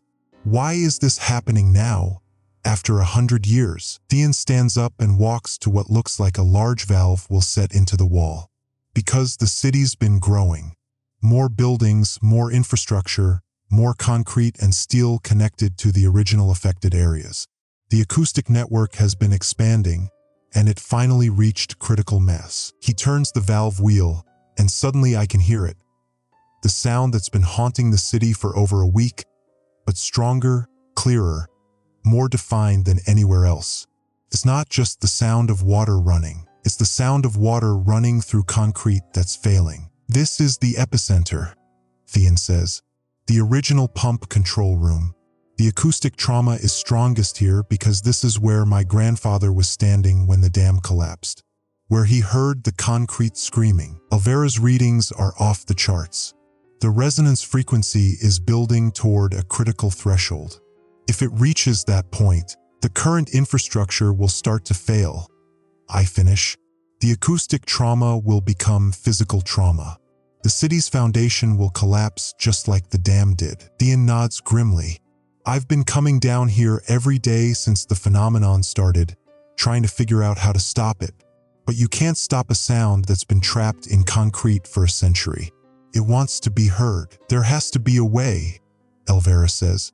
"Acoustic cancellation, frequency disruption, something." "Maybe," Theon says, "but it would require getting to the deepest part of the original pump system. The foundation chamber where the dam's support pillars were anchored. That's where the acoustic concentration is strongest." He points to a sealed door at the far end of the control room.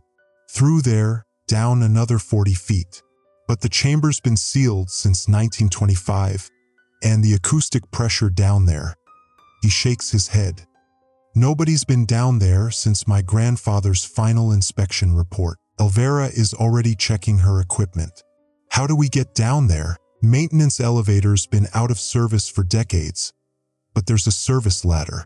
Problem is, once you're down there, you're in the heart of the acoustic phenomenon. The sound concentration could be lethal. I look at both of them, feeling the weight of the decision. We have to try. If the resonance reaches critical mass, we're not just talking about phantom sounds anymore. We're talking about structural failure throughout the entire city. Thean pulls a set of keys from his pocket. Then we better move fast, because according to my grandfather's notes, the original dam failure built up pressure for exactly 8 days before it reached critical mass. 8 days, I repeat. Today is day 8. Critical information discovered. Phenomenon is acoustic fossil from 1923 dam collapse. Sound signatures embedded in building materials themselves. Thean's grandfather was witness to original disaster. Epicenter located in sealed foundation chamber. Acoustic pressure building toward critical threshold. Day 8 matches original disaster timeline. Next actions required. Descend to foundation chamber epicenter. Attempt acoustic cancellation at source. Prevent citywide structural failure. Personal note. The city was haunted by its own infrastructure, and the ghost was getting louder. Audio log ends. Next recording, foundation chamber descent. Status, critical immediate action required. Emergency field report, confidential. Date, October 23, 2024. Location, subsurface infrastructure, former Millhaven Reservoir site. Personnel, K. Finn, Water Systems, E. Lane, Acoustic Engineering, T. Crow, Building Maintenance. Mission status, in progress, critical phase. Time, 14:22 hours. The entrance to the sealed tunnels was exactly where Thean said it would be, behind a maintenance panel in the basement of the Riverside Community Center, hidden beneath 40 years of bureaucratic forgetfulness and deliberate oversight. Last chance to reconsider this, I told Elvira as we adjusted our headlamps and checked the frequency cancellation equipment one more time. The portable acoustic dampener looked absurdly small compared to the magnitude of what we were attempting. A briefcase-sized device against an entire city's worth of resonant trauma. The resonance readings are off the charts, she replied, calibrating her handheld spectrum analyzer. If we don't do this now, the harmonic buildup will reach critical amplitude within 6 hours. The structural damage won't be limited to acoustic effects anymore. Thean stood at the sealed entrance, his weathered hands tracing the edges of the steel plate that had been welded shut in 1954. My grandfather helped seal this after the incident, said they should have filled the whole system with concrete, not just blocked the access points. His voice carried the weight of family guilt and 40 years of nightmares. He knew this day would come. The sound of rushing water was deafening down here, even though we stood in what should have been a dry basement. It seemed to come from everywhere at once, the walls, the floor, the air itself. My acoustic exposure meter had been redlining for the past 10 minutes. Thean, you sure about the route? I asked, trying to keep my voice steady as he worked on cutting through the seal. Once we're down there, we're committed. No cell service, no backup. No way to call for help if things go wrong. He looked up from his torch work, his face grim in the light of the cutting flame. Kale, my family died because people were too afraid to face what was down there. 3 generations of my bloodline have carried this guilt. I won't let a 4th generation inherit it. The steel plate came free with a grinding screech that was immediately swallowed by the phantom water sounds. Beyond was a tunnel that shouldn't exist according to any city planning document created after 1950, part of the original Millhaven Reservoir's distribution system, abandoned when they moved the water treatment facility to higher ground. Jesus, Elvira whispered, shining her light into the passage. The acoustic signature down there, Kale, it's not just echoing, it's amplifying. Every surface is acting like a resonant chamber. I could see what she meant. The tunnel walls were lined with ceramic tiles, installed in the 1920s for sanitary purposes, but now serving as perfect acoustic reflectors.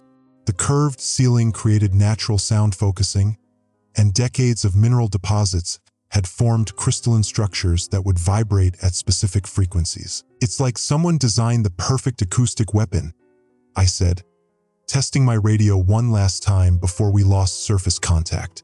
No response from base. "We're on our own." We descended single file, Thean leading with the tunnel maps his grandfather had drawn in secret, me following with the structural assessment gear, Elvira bringing up the rear with the acoustic equipment.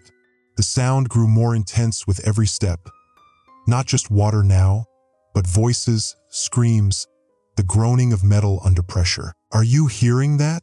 Elvira called over the din. "Those aren't water sounds anymore." She was right. Mixed in with the phantom flow were human voices, desperate and panicked, calling out in accents and languages that belonged to another era. I recognized some of the words: Polish, Italian, Irish, the immigrant communities that had built this part of the city in the 1920s. "October 15th, 1924, Thean said without stopping. "Reservoir wall failure during the autumn inspection. 63 workers trapped in the tunnel system when the emergency seals engaged. They drowned in darkness, and their voices got caught in the concrete just like the water. We reached the first junction where the tunnel split into 3 branches.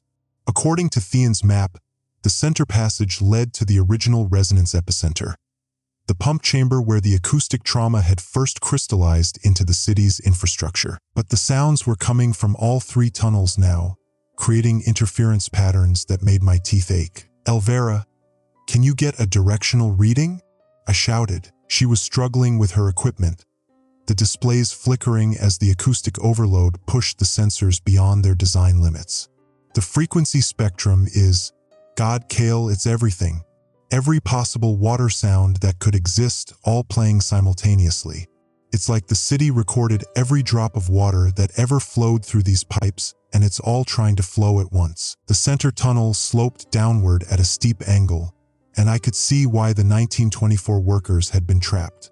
When the reservoir wall failed, this passage would have become a death funnel, filling faster than anyone could escape. 50 feet down, we found the first evidence of the original disaster. Metal framework twisted by hydraulic pressure. Ceramic tiles cracked in distinctive patterns that only occurred under extreme water impact. But what stopped us cold was what we found embedded in the concrete floor. Handprints, dozens of them, pressed into what had been wet cement in 1924. The concrete set around the impressions of drowning men trying to claw their way to safety. The acoustic memory isn't just in the pipes, I realized, my voice barely audible over the phantom torrent.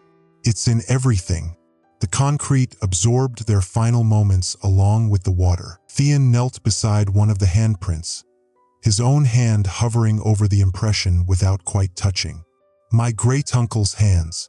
I'd know them anywhere. He was missing the tip of his ring finger from a construction accident. His voice broke. "They're all still here, Kale. Still trying to get out." The sound reached a crescendo that made us stagger, and suddenly we could see them. Translucent figures moving through the tunnel walls like ghosts made of water, their mouths open in silent screams, reaching toward us with desperate, grasping hands. "It's not ghosts," Elvira said, her scientific mind working even in the face of the impossible. "It's acoustic archaeology. The sound waves are so intense they're creating visual distortions in the air. We're seeing sound made visible, but seeing them made it worse somehow. These weren't abstract acoustic phenomena anymore.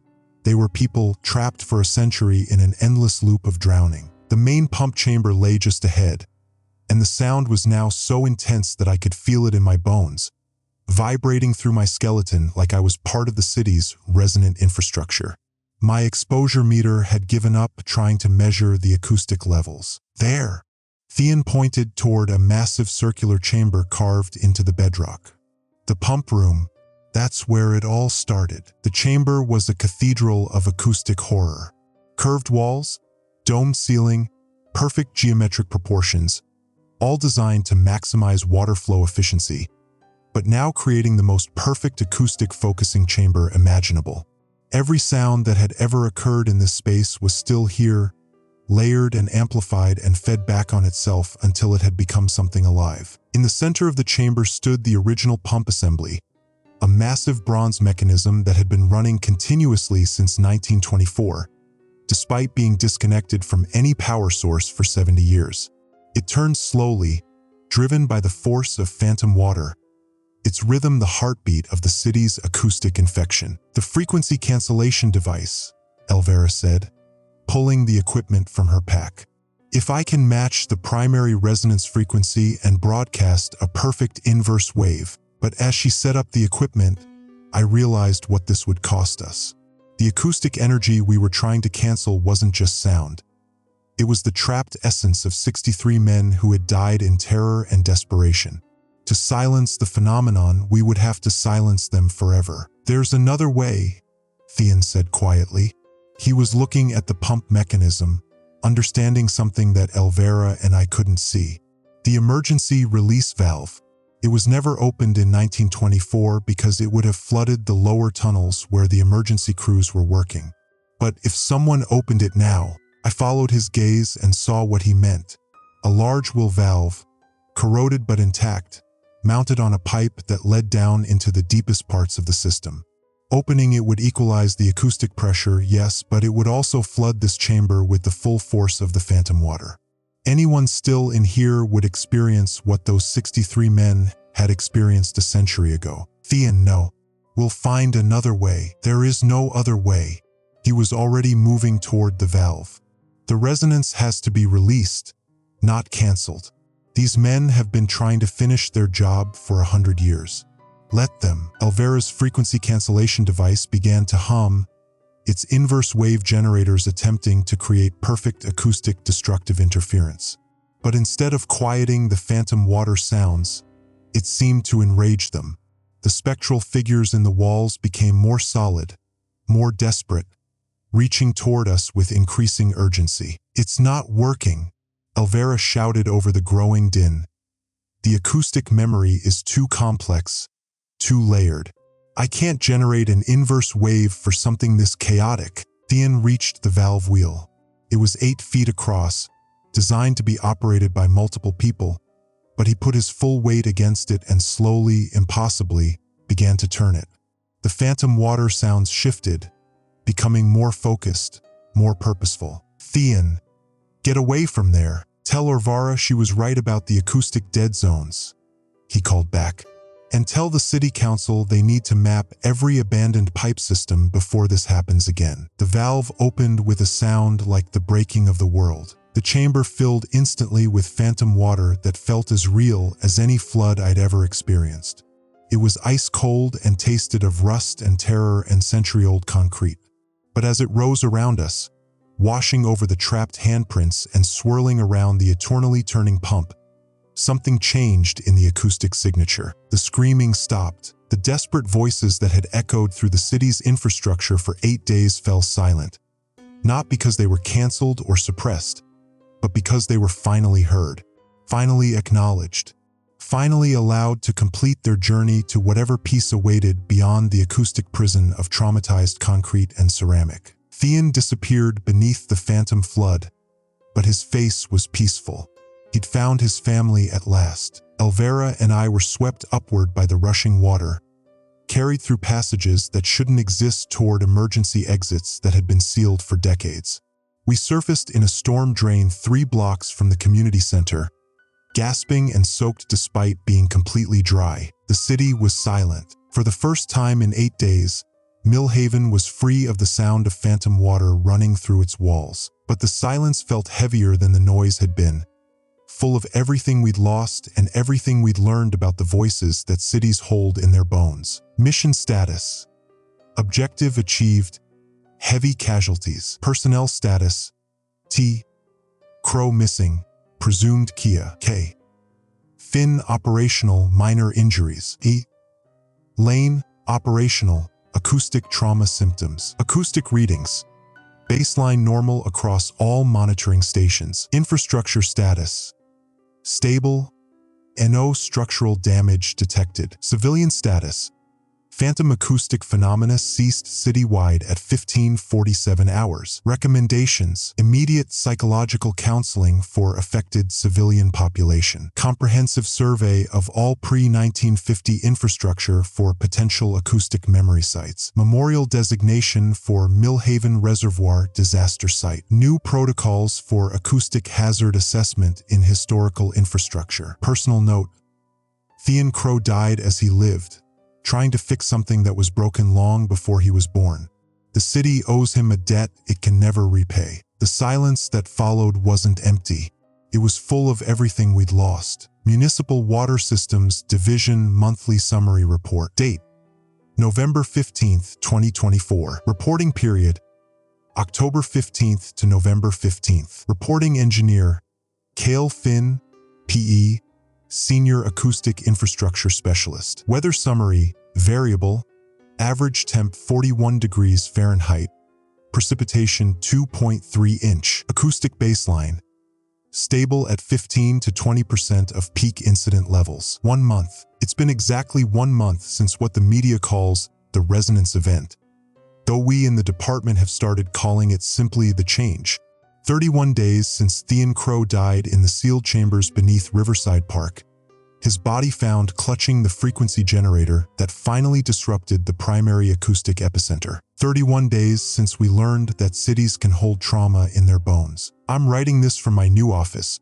We moved the entire Water Systems Division to the Northbrook Municipal Complex after determining that our old building had become what Elvira calls acoustically compromised. The concrete foundation there had absorbed 30 years of phantom water sounds, creating what she terms structural memory.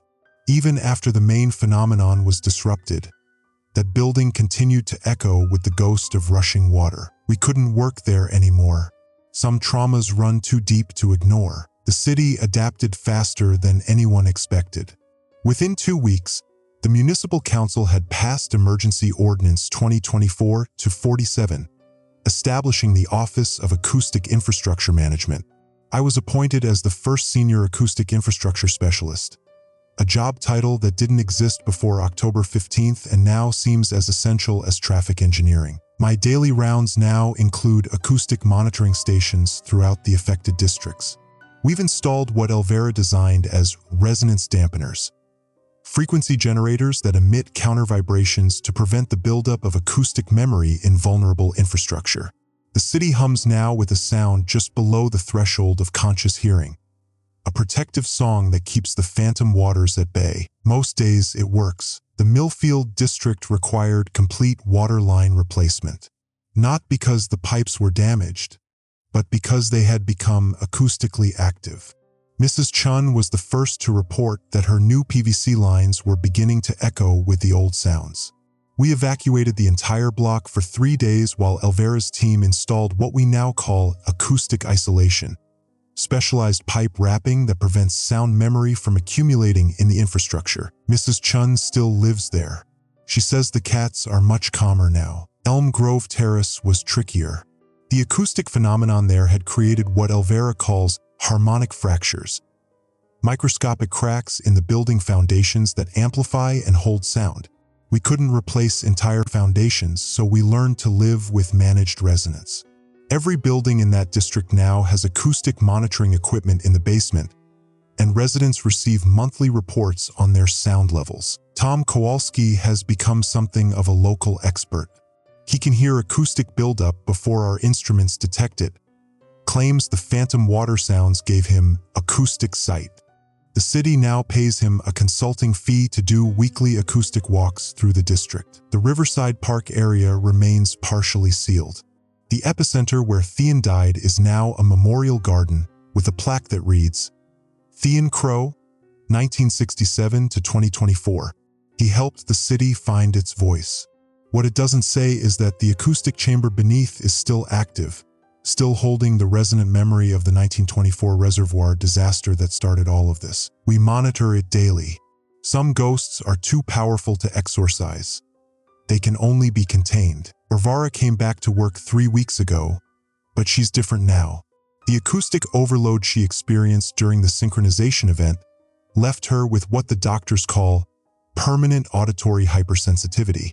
She hears frequencies the rest of us miss, can detect acoustic anomalies before they show up on our instruments. She says it's like having a sixth sense for the city's pain. We've learned to communicate differently. She wears noise-canceling headphones most of the time, and we've developed a system of written notes and text messages for sensitive acoustic information.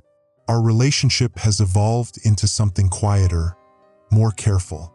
We both carry the weight of those 9 days when the city went mad with phantom sounds. But we're still together, still building something new from what we learned. Elvira Lane has become the city's chief acoustic engineer, a position created specifically for her expertise. Her office in City Hall is soundproof to the point where it feels like stepping into a vacuum. She spends her days analyzing acoustic data from other cities, looking for signs that the phenomenon might be spreading. So far, we seem to be unique. The specific combination of historical trauma, infrastructure age, and geological conditions that created our acoustic fossil hasn't been replicated elsewhere. But Elvira insists it's only a matter of time. Every city has buried trauma, she told me last week. We just happened to build ours into the water system. The psychological impact has been harder to measure. Dr. Sarah Winters, the city's new director of community acoustic health, another job that didn't exist before, estimates that roughly 30% of residents still experience phantom water anxiety, the fear that they're hearing impossible sounds. Support groups meet weekly in every affected district, but there's been unexpected positive adaptation too.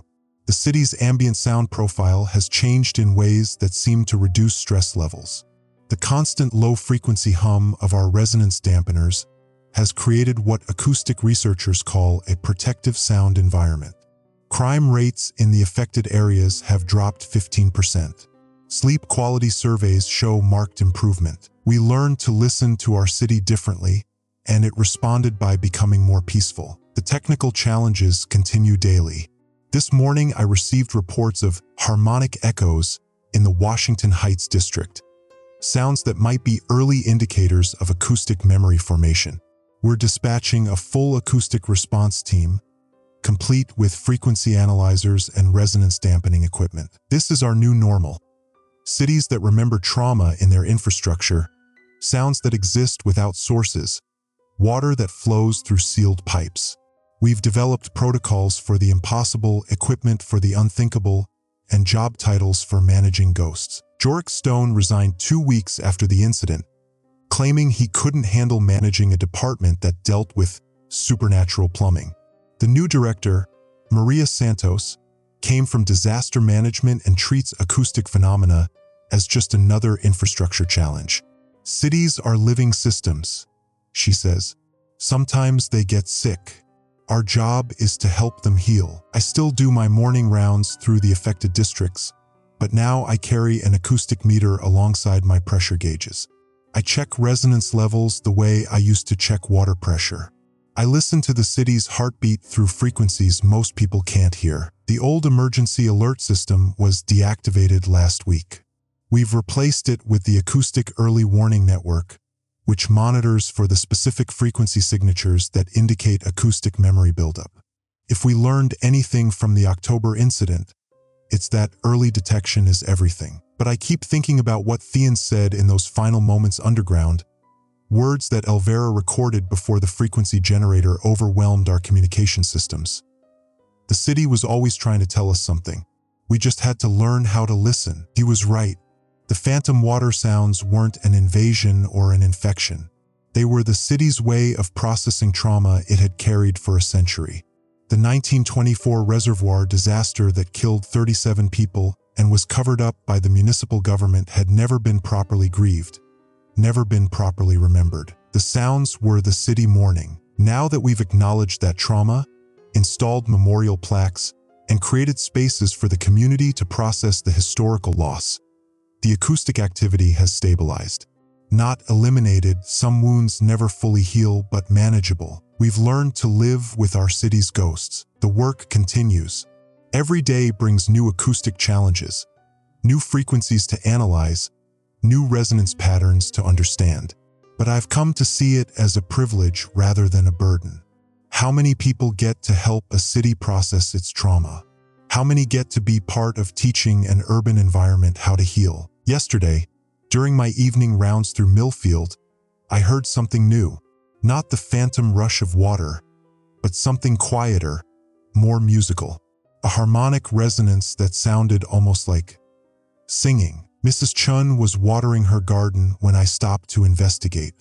She looked up from her roses and smiled. You hear it too? The city's finally learning how to be happy. I filed a report, of course, documented the frequency, measured the resonance, classified it as positive acoustic phenomenon. But what I wrote in my personal log was simpler. Today, the city sang. Monthly statistics summary. Acoustic incidents, 23, down from 847 in October. Resonance dampener installations, 156. Community support group attendance, 423 residents. Acoustic monitoring stations, 89 active. Infrastructure replacements, 12 completed, 8 in progress. Staff acoustic sensitivity training, 100% completion rate. Budget impact, emergency response, $2.3 million.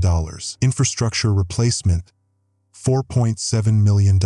Ongoing acoustic monitoring, $180,000 monthly. Community mental health services, $95,000 monthly. Acoustic research and development, $340,000. Recommendations for next period. Expand acoustic monitoring to Washington Heights District. Continue weekly trauma processing community meetings. Investigate positive acoustic phenomena for potential citywide implementation. Establish intercity acoustic phenomenon sharing network. Develop acoustic infrastructure building codes for new construction. Personal notes. We learned to listen to the city differently. It had always been talking to us through its infrastructure, its ambient sounds, its structural vibrations. We just hadn't known how to hear it. The phantom water sounds taught us that buildings remember, that infrastructure holds trauma, that communities can heal when they acknowledge their buried pain. We couldn't go back to the world we knew before October 15th. But maybe we built something better from what we learned in those 9 impossible days when our city's ghosts came home. Final log entry classification. Resolved ongoing management. Threat level, managed. Community status, adapted. City acoustic health, stable with positive indicators. End of report period. Beginning new acoustic infrastructure management protocols November 16, 2024. Senior Acoustic Infrastructure Specialist, City of Redacted Water Systems Division. Listening to the city's heartbeat since 2024.